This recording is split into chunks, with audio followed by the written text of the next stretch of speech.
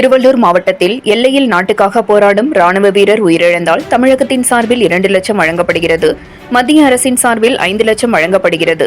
கள்ளச்சாராயம் குடித்து தமிழகத்தில் உயிரிழந்தால் மட்டுமே 10 லட்சம் ரூபாய் வழங்கப்படுகிறது என திருவள்ளூரில் நடைபெற்ற தேமுதிக ஆர்ப்பாட்டத்தில் முன்னாள் சட்டமன்ற உறுப்பினர் நல்லதம்பி பேச்சு.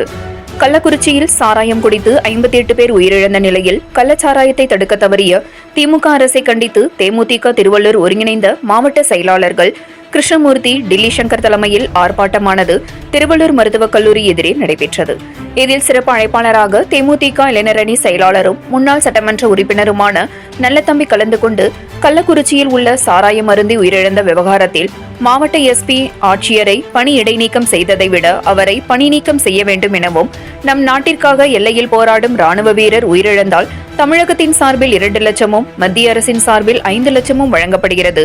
ஆனால் கள்ளச்சாராயம் குடித்து தமிழகத்தில் உயிரிழந்தால் மட்டும் 10 லட்சம் ரூபாய் வழங்கப்படுகிறது.